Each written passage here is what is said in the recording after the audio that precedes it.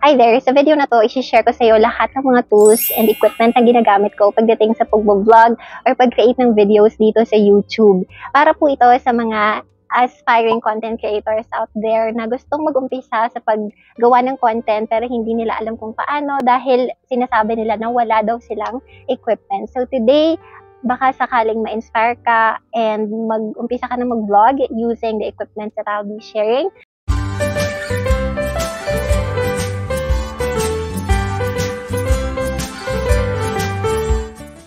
Right, number 1 po is yung cellphone camera. Back then, ang gamit ko pa pong cellphone ay yung Vivo na luma na at least 8 years old na po yun. And yun yung ginagamit ko sa pag-vlog back then. Nakakatanggap ako ng feedback dati na ang pangit ng audio, putol-putol. And it's true. Pero ginamit ko pa rin siya anyways. And karamihan sa mga videos ko actually ay maraming views pa nga gamit yung phone na yun. So, yes, right now, I'm using the Vivo V25 5G. When I check yung Vivo website, wala na sila nung ganung klase ng phone. Pero may maire-recommend ako sa iyo. Ilalagay ko na lang yung picture niya dito sa screen for your reference. So, I believe maganda na rin to for vlogging dahil ang gaganda ng mga features niya. So, kaya ko kasi napili yung Vivo phone like this kasi para sa akin, mataas yung storage niya and at the same time, matagal yung battery life, matagal siyang mal-lowbat. So, yun yung gustong-gusto ko. And syempre, morena girly ako. Medyo, syempre, pumuputi tayo pag naka-Vivo camera. Ayun. But, ayun, overall, super okay naman ng Vivo camera. Pwede mo siyang gamitin for vlogging or actually any smartphone will do as long as okay yung kanyang specs. So, hindi mo kailangan ng iPhone 17 para mag-start mag-vlog o hindi mo kailangan ng mamahaling camera talaga para mag-start mag-vlog. So, kahit itong phone na to ay pwedeng-pwede na po. By the way, I forgot to mention po, ang ginagamit ko pa rin until today sa pag-vlog ay cellphone camera po. So, I got at least 135,000 subscribers using cellphone lang. Pero, it's much better talaga to upgrade then and mag-level up as time goes by. Kasi I personally realized na kapag hindi ka talaga nag-i-improve when it comes to sa editing mo, pati na rin sa equipments mo, bumababa talaga yung audience retention, pati na rin yung mga nanonood sa videos mo. Napansin ko po yan personally kasi yung mga videos ko from 2022 ay mas marami pong views di hamak kumpara sa mga videos ko currently, which syempre nakakalungkot. Pero that's the reality. I think marami na rin kasing kompetensya ngayon, which is mas magaling sila sa editing, delivery, and all that. So, I hope na kung napapanood mo tong video na to, you would give this video a like kung nagustuhan mo yung content. And also comment na rin para ma-boost yung ang aking confidence na gumawa pa ng maraming videos kasi yun, konti na lang talaga yung nanonood, hindi kagaya dati. I feel like it's also because of the quality of the contents that I'm making, but let me know sa comment section kasi only you could tell me kasi kayo yung viewers ko. Wow, nagdrama na.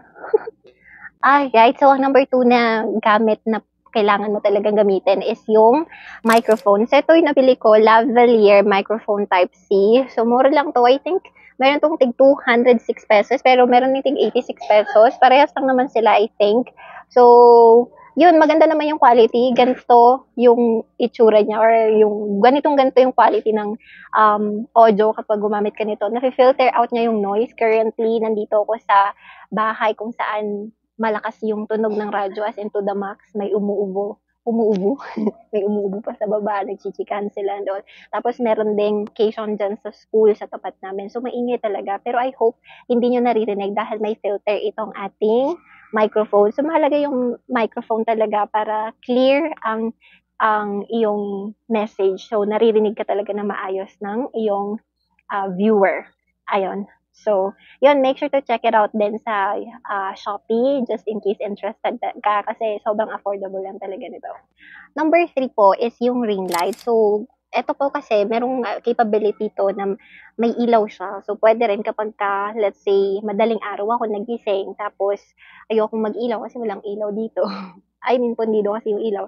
So, ang gagawin ko is bubuksan ko na lang yung ring light. Tapos, di ba, akala nyo morning kasi maliwanag. Pero ang totoo, gabi ko po yan sinot na video na yan. No, ganun lang. So, sobrang mura lang din po nito. Pwede nyo tong mabili sa Shopee. Actually, this is like a gift from Ate Mori sa pinsan ko po. So, shout out Ate Mori. I think 4 or 5 years na to sa akin, or let's say mga 3 to 4 years na to. And until now, gumagana pa rin siya. And hindi lang pala to sa vlogging ko ginagamit, kundi na rin sa pag-work ko na rin sa aking work po. Ayun nga po, gumagamit din po ako ng Olanze na holder or camera holder. Ito po yung ginagamit ko ngayon. So, hindi ko po mapapakita sa inyo, pero magpa-flash na lang po ako ng video ng um, holder na to. So, bigay lang din po ito sa akin ng pinsan ko. It's like a gift, a Christmas gift. Na-request ko specifically yung ganito nga dahil wala po akong ganyan. So, ito po yung binigay niya sa akin. And ever since gumagawa po ako ng mga sit-down videos, kasi puro sit-down videos lang naman talaga yung ginagawa ko. Yun, ito na po yung ginagamit ko. And super ganda ng quality niya. Pwede rin siyang gawing selfie stick. Pwede rin siyang pang group picture. So, all-in-one na talaga siya.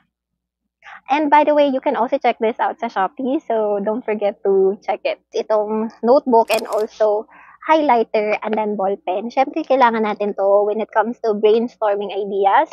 Kung ano ba yung mga contents na ipopost mo. For example, ako, naglalagay po talaga ako ng schedule, may calendar, content calendar na tinatawag. Like, nandyan yung mga months of mga dates sa month. Tapos, nandyan yung mga topics na gusto kong i-content. So, ayun, pwede mong gawin 'to para hindi ka nauubusan ng content. And yeah, tapos siyempre kailangan mo ng pansulat, tas highlighter na rin. Usually kasi kapag tapos ko na yung isang content, kino-cross out ko na siya, ayan, or chine-checkan ko na siya, ayan. Yun yung mga contents na nagawa ko na po. Ayan.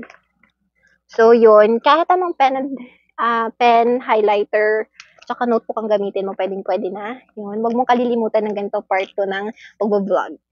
So, last but not least is yung aking pong HP laptop. So, I got this almost 3 years ago. December ko siya binili. I think mas magandang bumili kapag December kasi may mga discount sila. Nabili ko to for around 35,000 pesos. Yes, medyo pricey siya pero worth it naman dahil nabawi naman na yung, yung investment or may return of investment naman na siya. So, dito ko usually ginagawa yung mga, let's say, gumagawa ko ng PowerPoint presentation o kaya gumagawa ko ng sa Microsoft Word o kaya naman nag-edit ako sa Canva. So, ito po yung ginagamit ko. Pero kung wala kang laptop, it's completely okay. Pwede kang mag-edit sa phone mo. Actually, itong mga videos na ginagawa ko, lahat po yan ay sa cellphone ko lang po ine-edit at hindi po ako gumagamit ng laptop. So, definitely, kahit cellphone lang, kahit ito lang, tapos yung tripod lang yung gamitin mo, you're good to go ka na. So, sana may natutunan kayo sa video na to. And since first time kong gumawa ng ganitong content, hindi ko sure kung magugustuhan to ng mga existing audience ko. Kaya kung nakarating ka sa video na to, thank you so much. I mean, sa dulo ng video na to. Thank you so much for watching and let me know if you like, contents like this. I'll talk to you next time. Bye!